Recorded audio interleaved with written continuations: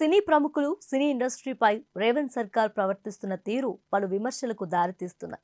సినీ ప్రముఖుల జీవితాలను అధికార పార్టీ నాయకులు రాజకీయాల్లోకి లాగుతున్నారని సినీ అభిమానుల ఆరోపణ. 110 ఏళ్ల చరిత్ర ఉన్న తెలుగు సినిమా ప్రపంచవ్యాప్తంగా తన కీర్తి చాటుతుండగా రాష్ట్రంలో అధికారంలోకి వచ్చిన కాంగ్రెస్ పార్టీ మాత్రం సినీ ప్రముఖులను చులకన చేసి మాట్లాడుతుందని వారి వాదన. సినీ ఇండస్ట్రీ అంటే రేవంత్ సర్కార్ లెక్కలేనట్లుగా వ్యవహరిస్తుందని అంటున్నారు.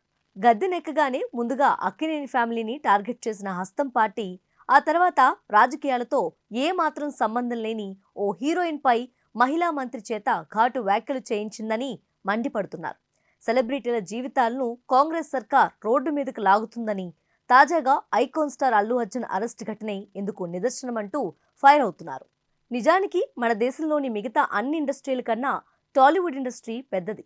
బాహుబలి నుంచి తాజాగా రిలీజ్ అయిన పుష్ప 2 వరకు గత 10 ఏళ్లలో జాతీయ స్థాయిలో రికార్డులు బద్దలు కొడుతున్న పలు సినిమాలన్నీ టాలీవుడ్ ఇండస్ట్రీ నుండే వస్తున్నాయి. సినిమాలో నటించే నటులు, ఎక్స్ట్రా ఆర్టిస్టుల నుండి మొదలుకొని ఇతర టెక్నికల్ విభాగాలు, డిస్ట్రిబ్యూషన్, సినిమా థియేటర్ల మీద, ఓటీటీ, టీవీ, యూట్యూబ్ ఛానళ్లు ఇవన్నిటి మీద ఆధారపడి జీవించే వారి సంఖ్య సుమారు 10 లక్షల మంది. ఇన్ని లక్షల కుటుంబాలు ఆధారపడి జీవిస్తున్న ఈ సినిమా ఇండస్ట్రీ మీద, ఇందులో ప్రముఖుల కుటుంబాల మీద రేవంత్ రెడ్డి వ్యక్తిగత కక్షతో చేస్తున్న వరుస దాడులు అత్యంత దురదృష్టకరమని అభిమానులు చెప్పుకుంటున్నారు. అధికారంలోకి వచ్చి రాగానే అక్కినేని ఫ్యామిలీపై ఆరోపణలు, తాజాగా చెయ్యని నేరానికి అల్లు అర్జున్ను జైలుకు పంపించటం, ఇలాంటి ఘటనల వెనుక సర్కార్ కుట్ర ఉందని సినీ అభిమానులు అక్కసు వెళ్లగక్కుతున్నారు.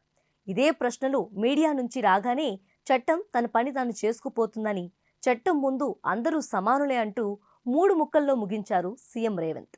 ఈ విషయంపై ఒక ప్రముఖ ఛానల్ ఇంటర్వ్యూలో మాట్లాడుతూ, సదరు హీరో కుటుంబంలోని అగ్ర హీరో కూడా తమ పార్టీ నాయకుడే అని, ఆ హీరో భార్య కూడా తమ పార్టీనే అని చెప్పుకున్నారు.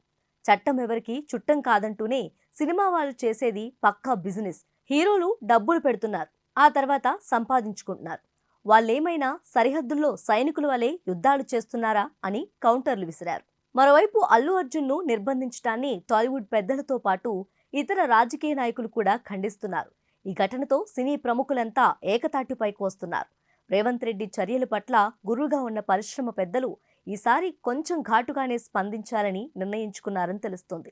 వేల కోట్ల పన్నులు కడుతున్నా తమ పరిశ్రమ పట్ల ఈ వేధింపులు ఏమిటని అసహనం వ్యక్తం చేస్తున్నారు. పరిస్థితిలో మార్పు లేకపోతే తాము పరిశ్రమ కార్యకలాపాలను, తమ నివాసాలను వేరే రాష్ట్రాలకు తరలించడానికి కూడా వెనకాడబోమని హెచ్చరించేందుకు డిసైడ్ కాబోతున్నారని సినిమా పరిశ్రమ వర్గాల సమాచారం.